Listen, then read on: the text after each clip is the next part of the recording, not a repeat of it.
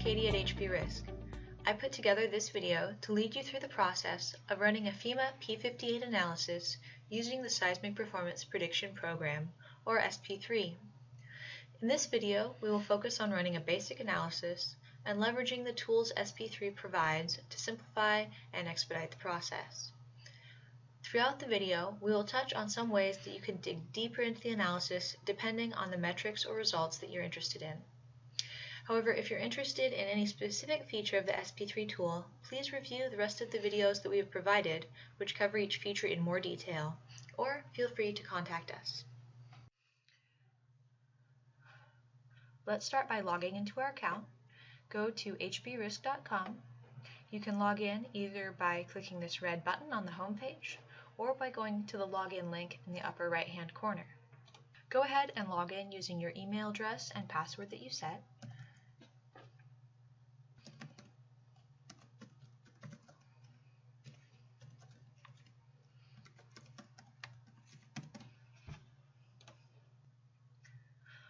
If you're attached to more than one organization, when you log in, you'll be brought to the dashboard.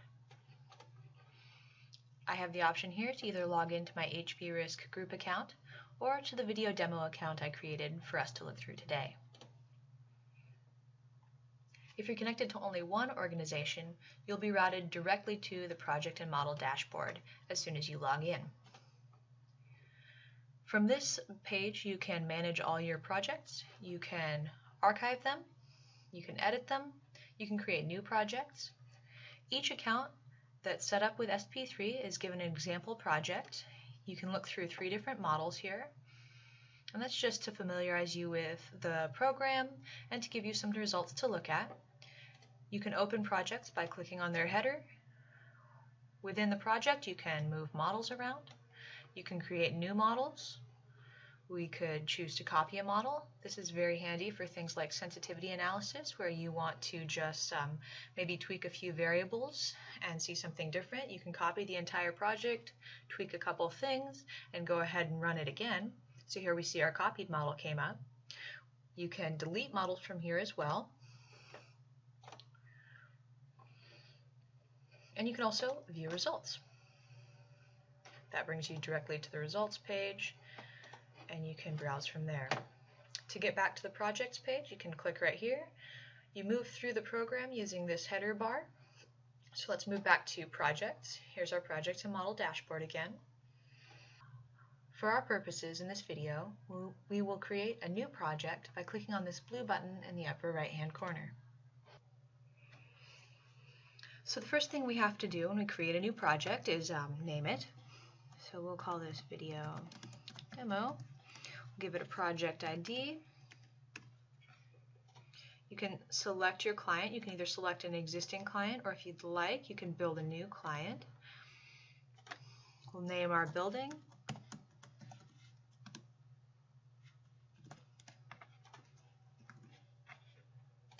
And then you can either place the project by entering the address or the Latin long, or you could even just go over to our sitemap over here and drop the pen somewhere if you like. The one thing I want you to be careful about is once you've saved the project, you can't change the location. So make sure when you enter this location that this is in fact the location of the project that you want. And then here we see the new project that we built. There's no model because we haven't built one yet, so we'll go ahead and begin our model by pressing the New Model button. When you build a new model, you begin in the Model Overview page. First, we must name the model. You can give it a reference number, fill in the project engineer, the PE license number, maybe make a few notes for yourself. And then we begin with the core information. So we'll pick a material type for this building, say reinforced concrete, and then the structural system. You'll notice that this is entered for direction 1 and direction 2 for each principal direction of the building. This is to accommodate cases where you might have a different structural system in one direction. Let's go ahead and assume that we're designing this building as we speak. So we'll put 2015 in for the design year. If you're reviewing an existing building, you could put in an earlier date, say the building was built in 1950. This will inform some of the later default inputs that SP3 provides. You need to provide the total building square footage. You'll notice as we get down here, the total cost per square foot is supplied for you. That's one of the default inputs. You'll also notice this little icon. These informational tooltips are scattered throughout the website, and they're provided to give you a little more background on this input, the default value that's provided for you, and also often where you can go for more information on this default if it's not something that you're very familiar with. You can change any default input that you're interested in. Say you know that the building cost is more like $200 per square foot for your building, and then you can always choose to go back to the default input if you'd like. There's these default buttons next to each default field. We need the number of stories for the building, and then also the story height. 13 feet seems reasonable to me. And then you need to pick the occupancy and the risk category. And you can select these from the drop-down. We'll go ahead and assume we're designing a commercial office in this case. The other thing I want you to notice here is the advanced options section here that's expandable. There are a few sections like this throughout the program, and this allows you to really dial in on some of the inputs that may be important to you based on what you're trying to do. In this case, you can dial in the building dimensions, the replacement time after the building has been damaged, the fragility cost multiplier. Those are our options for this Advanced Options tab. We'll go ahead and close that for now and move on to the next page, but keep an eye out for these Advanced Options expandable tabs. But this looks good. We've filled out our model overview page, so let's continue on to the next page. Here's our analysis options page. You'll notice you have a lot of options. We're doing a basic analysis today, so let's just focus on the FEMA P58 intensity-based assessment. You can always adjust the number of realizations that you run, and this is simply the number of Monte Carlo simulations that will be run for this analysis. The default is set at 2,000. That seems reasonable to me for a 5-story building, so we will go ahead, press the next page button, and continue. All right. You'll notice that we're moving through our analysis well. This brings us to the site hazards. First, we have to select how we will define the site hazards. Go to this drop-down. We have the USGS defined hazard curve option or the user defined hazard curve. So if you've done your own hazard analysis, then you could select this, but today we're going to use the USGS defined hazard curve. We'll define our period. Now we don't make a period suggestion, or we don't give a default value, but you can look in the period suggestions and check out the HAZIS period for this case. So let's go ahead and take the HAZIS period. You'll see that based on our location, we've already been provided with a soil map and then also the site class. Again, if I'm interested, maybe I know from a site analysis that my site class should be D, so I can change this if I'd like, or I can return to the default. So we can go ahead and compute site hazards.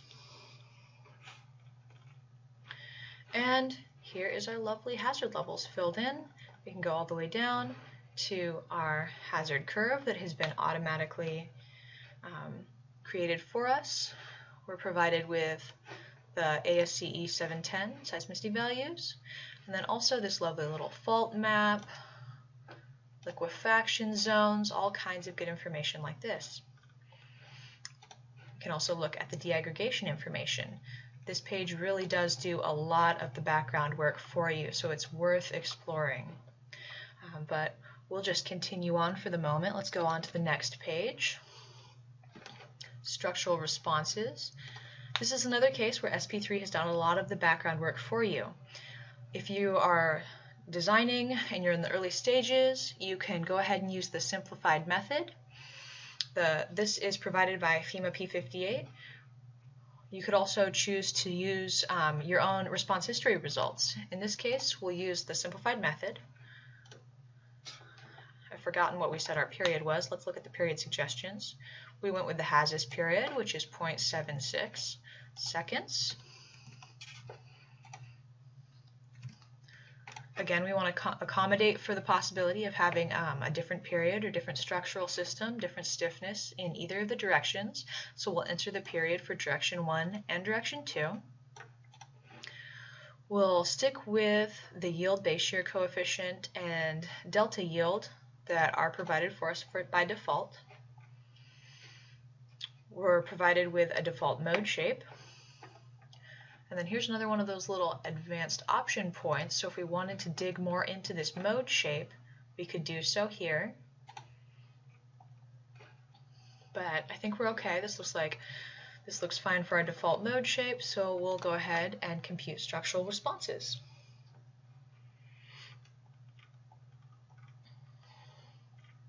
So this provides us with the peak floor acceleration, the story drift ratio up top, and then also all our residual drifts here.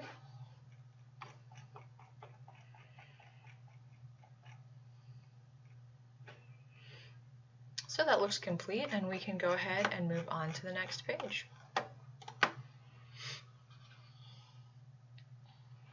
This is our building capacities page, and here we'll define the collapse capacity and then also the residual drift. We'll look at collapse capacity first. You can define the collapse capacity based on the probability of collapse at your MCE level event. You could use a user-defined collapse value. You can also use the FEMA 154 checklist, or you could choose not to include collapse in your analysis at all. In this case, let's go ahead and base it on the probability of collapse at MCE. Let's say we have a 2% chance of collapse at MCE and a dispersion value of 0.6. This translates to a median collapse capacity of 3.4. That's automatically calculated for us, 3.4 Gs. And then our nice collapse probability distribution is also automatically supplied for us. If we're interested in a little more of those advanced analysis options, we can look more at our collapse modes. We can dial that in along with fatality and injury estimates. And then we can go ahead to residual drift as well. We could either choose to not include this or include residual drift capacity in the analysis, and that's similar. You base it on the median drift capacity. We'll go ahead and choose to not include it in this analysis and move on to the next page. Okay, and here we are at our building components page, and we're ready to populate our model with structural and non-structural components. You can choose to auto-populate your components, or you can choose to add them yourself through the Fragility Manager. All of the fragilities in here are provided from the FEMA P58 methodology. There's a database of both structural and non-structural components. If you wanted to get even a little more detail on each of these components, you can select each one. It gives you the ID, the description, each damage state, its damage threshold.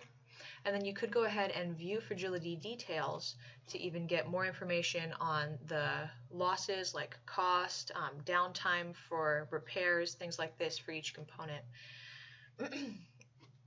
But we will go ahead and take advantage of this auto-populate components button. We'll auto-populate both our structural and non-structural components. We get to provide a little more building information to dial in our fragilities that are auto-populated. In this case, we'll just assume all unknown, but you see where you go through here, provide information on your curtain walls, partition types. In this case, since we have frame building, those dimensions, so save. And you'll see that our model has been populated with all our structural components. We have our slab, our beam column connections, curtain walls, all the non-structural things, suspended ceilings, lighting, piping, all of this. All right, so we'll go ahead and go to the next page, and we are ready to run our analysis. So we will press run analysis and sit back for a moment, wait for our analysis to come around. All right, so we can see that our analysis is complete because we have this option to view results, so we'll click there. That brings us directly to the output results page, and you see that our total losses are broken down into repair cost, repair time, and casualties. Taking a little look through, we get a nice summary of the losses based on intensity level. And then plotted graphically, we have our 90th percentile in mean loss. I find this information particularly helpful. This is the contribution of building components to mean loss, and you can see really here that the structural components have the greatest effect on the mean loss at the upper intensity levels, but that down here at the lower intensity levels, our interior finishes and partition walls are more what's driving the total loss. Here's our same information in table form. And then this is also helpful. You can get the structural components and the non-structural components that contribute most to the expected loss at each intensity. It also gives you the damage state that contributes most and the average loss for that component. And we can see that our repair time is nicely broken up as well. We get all of these plots and tables that are automatically built for us. And in just a matter of minutes here, we've completed this rigorous analysis. We have these great detailed results we can dig into, and that's really all it takes. So thank you for spending the time with me on this video. If you have any more questions, please feel free to shoot us an email and give us a little feedback.